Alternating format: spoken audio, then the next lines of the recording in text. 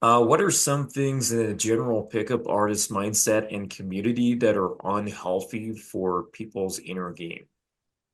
It is to actually learn something that inhibit your ability to evolve mentally. So if you are going to, as we spoke before about, if you're going to rely on routines and scripted games, you're not teaching your brain to handle complex situations. Your cognitive flexibility will be less, will be hurt by it.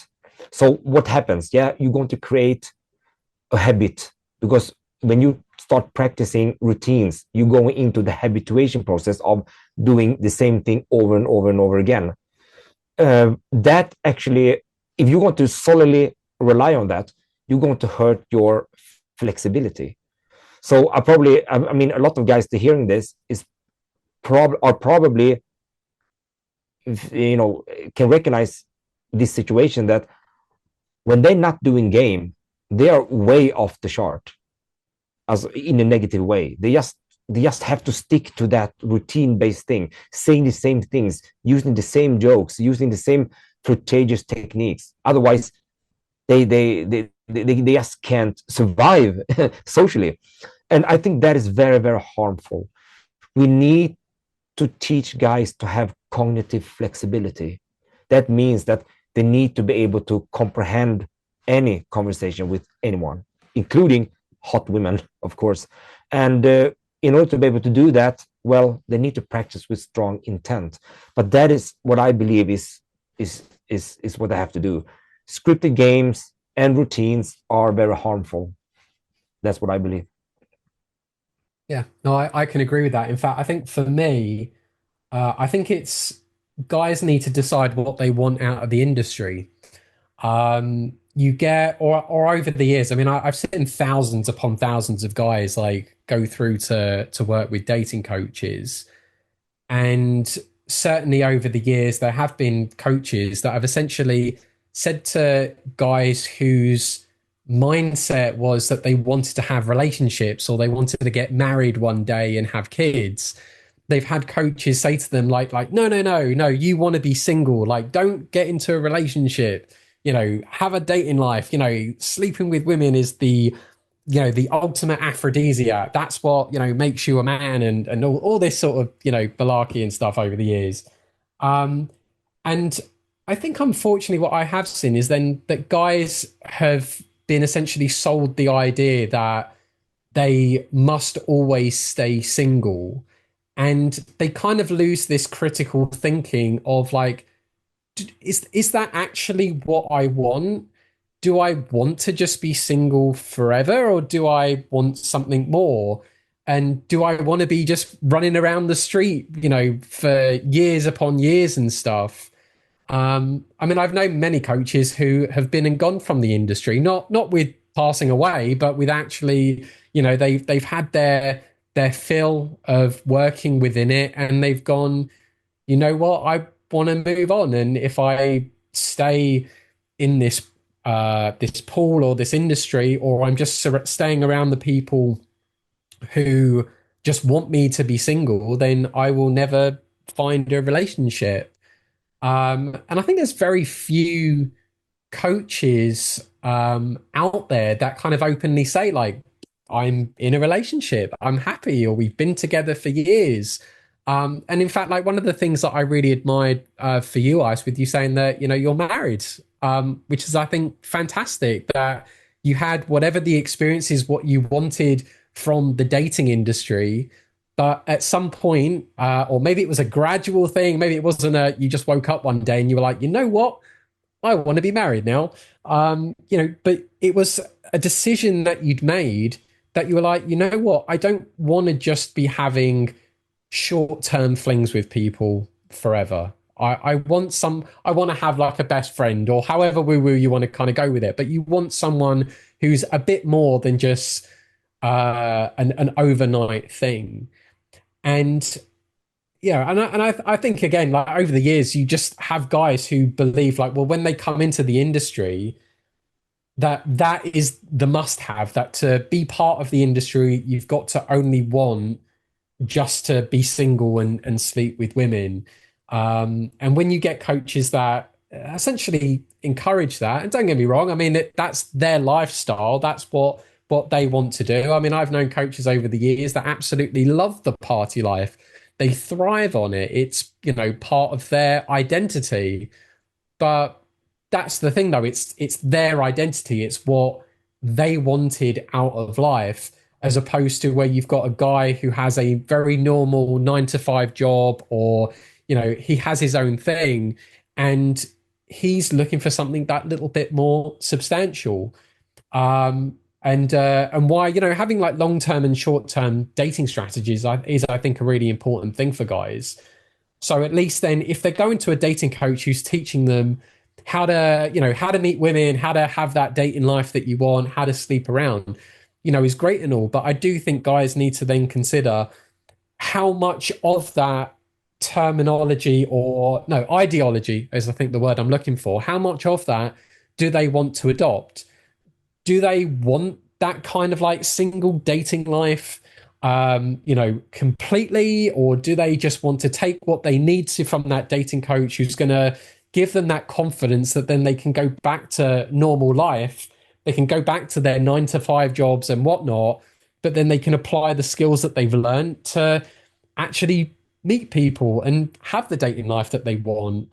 I've known guys who have learned how to do cold approaching, and then they've gone after they've gone very what's the word I'm looking for? After they've developed that confidence with speaking to people, they've then used that to, I suppose, I know like for work reasons, they've then gone back to work and they want to try and get a promotion. So they've used that confidence to talk to their boss and say, right, well, I want to get a better job and stuff. But for other guys I've known, they've then just wanted to go into matchmaking, but now they've got the confidence to filter the women that they want, especially if it's like a religious thing.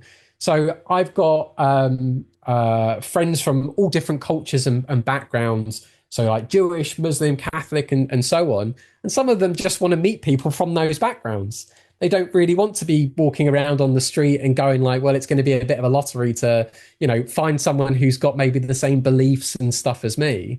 But they've understood that by going to a dating coach, learning those intricate things of how to have a conversation and flirt and how attraction works, that then they can apply it to meeting people through other methods.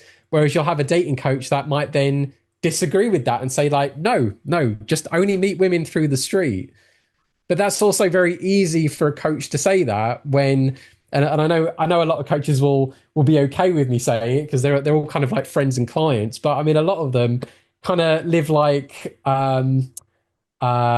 rich but homeless sex addicts who, they've got all the time in the world to go and talk to women. I mean, I've had clients over the years, 10 hours a day, they can go out. They'll have a date literally every night and do it. But for your normal average guy, they just haven't got that kind of time. Or if they're rich and they've got the time for it, then sure, fair play to them. But, the coaches live in a particular kind of, I don't know if bubble is probably a fair word to say, but they do live in a reality that's a very small percentage of guys that guys can experience, And for the other guys who come into it as clients, they should kind of treat their time in the industry as like a sabbatical experience, learn what you need to from the coaches, adopt the necessary ideologies and philosophies that a coach might teach, but ultimately, though, still hold on to your own beliefs and what you want out of the dating industry as well. And then however much time you then decide to spend in it, absorb yourself in it, learn everything that you want to. Even if you've come into the dating industry because you literally want to be able to sleep with women and so on and, have a wild dating life, great. But then also at the back of your mind, have this idea in place that, you know what? The likelihood is out of these hundreds or thousands of women that I'm going to be meeting and speaking to and having dates with and stuff, I'm increasing the chances I'm going to meet someone who's going to be actually very special. and I'm going to regret letting them go if I just carry on meeting more women on the street.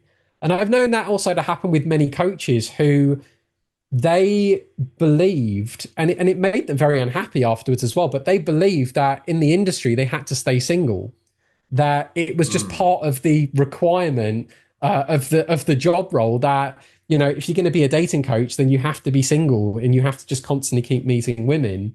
And they've lost some amazing partners because they just had to let them go for the pursuit of carrying on the career of showing other guys that they can carry on meeting women, even though I have also known coaches who have met women and have got into relationships with women who are absolutely okay with the coach demonstrating how to carry on meeting women as long as they're not looking to pursue anything further than a demonstration for the guys. And for me, that's even then something to really be admired. And I've even encouraged coaches over the years as well to say, look, you've met someone amazing. Why would you want to let that go? Like, why? They're And married to the game. They'll say they'll yeah, fuck, I can't speak. They'll say they're married to the game, which is ironic because that's not the purpose of the game. The purpose of the game for most people, and it varies, is that they want to use it in order to find someone who they may marry or just like have a relationship with, or just have better relationships. There's so many different um, answers, and they're all personal depending on who you're asking. But some of them will say, I'm married to the game, and you're absolutely right. They'll just like, no relationships for me then. I'm married to the game. But that's the yeah, ironic thing. There's also Julien Blanc, who was one of the considered one of the greatest PUAs of all time. He's one of the guys who effectively turned his back on the game after he got married. And this is something I've been saying for the last 2 days, especially. Um, Me as a married man, it's not a contradiction to game or pickup artistry. It's not a contradiction that I'm in this, that I run Game Global. Me being married does not make me unqualified. If anything, it makes me more qualified because then I can teach you about relationships on top of everything else. And that is what a lot of pickup artistry is missing. Um, the actual dating advice on keeping a woman rather than just getting one, because there is that obsession with getting but not keeping. So I absolutely feel that. yeah. And in fact, on top of that, I would say the thing that pickup artists kind of teach really is just the 5 minute sales pitch. Is how I've kind of dubbed it. That just that initial beginning interaction, you know, how to master. I mean, because when you look at like all of the infields that I've done over the years with coaches, I mean, they're not like half an hour interactions. They're like 2 3 minutes where they, you know, they've gone up to the girl, they've stopped them, they've wooed them a little bit. The girl's laughing. He's taken her number and stuff, and you know, and then that's it. Um, and even then, when it comes to the dates, I mean, I know coaches that use the same sort of like routines and structure like every single time. And, you know, to be fair, fair enough, because if you have your logistics down, if you've got your date locations and hilariously the waitresses know that you're bringing another girl in that you've met from the street and, you know, you're polite to them. So they know to kind of wing you a little bit on the date as well. And you know to have the particular conversations that's going to allow the date to get more seductive, then yeah, absolutely, you know, that it works. But you know, the coaches though, or the pickup guys, they do tend to teach just that 5 minute interaction. They don't really, at the end of the day, teach you know, how to keep a woman, how to have that kind of relationship, even like on the honesty front as well. I mean, even I've sort of pushed over the years with coaches to just encourage guys to be more honest with women that they are dating. Like if they want multiple relationships, don't be secretive about it. It's that I think it's then unfair on the girls if they're like, you know, I don't feel comfortable with, you know, sharing you with three other women. Then give them that opportunity to actually exit. And for the guys who have that ability to constantly keep meeting women, you're bound to find someone who's like, yeah, absolutely, I'm really cool with this situation. You can date whoever you want and sleep with whoever you want. But I Mm. do think, yeah, honesty is important. And yeah, and I think, yeah, just more of it needs to be there in relationships or in what's taught by coaches. But I think you can learn more from coaches who are in long-term relationships or who are married or who have kids. In fact, I'd even probably go as far to say the coaches who have kids, they're probably the ones to really learn a lot from, because if there's one thing I can say with what I've done looking after dating coaches over the years, it really is like looking after teenagers. Looking after kids who, or horny teenagers actually is probably the better way to phrase it. Looking after them and having to help them with their life struggles and stuff. Um, yeah, yeah. What can Perfect. I Yeah, say otherwise? I can add something to it as well. I mean, I've seen so many dating coaches and guys that be studying pickup that when they actually meet a woman that they find really attractive, that they they just feel like, oh, she's like an 8 or a 9 for me. They let go of everything else. I've seen it over and over again. It's almost like guys, they're learning pickup, they're going for women, they're not really feeling that they will be a long term. But there are always women walking around. There are long term women, or they can actually qualify them as long term women. They just don't have the courage to go to those top bracket of women. So they always go to those women that they know that if I sleep with her, I just want to move on after that. But once in a while, those students or pickup artists, they actually get that super nice woman, super hot woman that they feel connected to, and then they just let go of everything else. Haven't you seen that many times as well? Mm. Oh, absolutely. Yeah. Absolutely. I mean, I guess there's the old school like one-nighters things, which I think is where then you get the coaches believe that, oh, if I give into having just a relationship with one person, um, then yeah, oh, I must be having like one-itis of it. Oh, I mustn't do that, so I have to carry on like dating other women. And I've known actually then coaches who've then like cheated on their partners because the temptation has just constantly been there, and then they haven't learned to develop that self-restraint. I think that's probably the right phrase for it. They just haven't learned how to know how to actually look after and maintain a relationship because they've just had so many short-term relationships. Definitely. Alrighty, Russ Jeffries is here calling in from San Diego. We are talking about right now, if you want to answer this, because I have a feeling you got a great answer for this.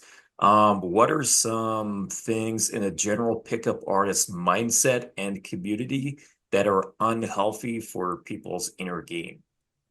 First of all, where is the bowing, the scraping, the kowtowing to the guru of game, the prince of Un, the Ayatollah of moist pink cola, the originator of the entire community? How dare you just introduce me and your two guests not bow and scrape and beg? I left the trumpets at home. Now you may repeat your question, lowly worm. Hey, I am the game emperor. I have reestablished our position in the universe. So anyway, here's the question. What are some things in the general pickup artist mindset and community that are unhealthy for people's inner game? Yeah, I would say the big one is pushing through pain. Ignoring pain or pushing through pain. Now, taking action through your pain is better than sitting there and wallowing in it. But the problem is when you push through pain, you're distorting your perception because pain will distort your perception and cognition and warp your behavior. So that's the first thing. Second thing is you tend to draw people who are in equal levels of pain as yourself. Now, how that mechanism works, mirror neurons or whatever, I don't know, which will only heap more pain on you if you do succeed. And then I think on yeah, those are the things that I would say, rather than simultaneously address your inner wounding as you develop external skills. It's not one or the other. You can do them simultaneously instead of sequentially. That would be my answer to this. Yeah, that reminds me of when you were debating mystery. He was kind of saying there's a lot of discipline to go to the club and everything, but you were saying you don't have to go to the club if you're in a particular terrible mindset kind of thing. So that's where it kind of I'm wording it poorly, but some kind of disagreement came up there. Because yeah, I resonate with that because if you're going to a nightclub every week and it really isn't your thing and you're just there soaking, looking depressed, then it's never, it's not something that you can push through exactly as you were saying.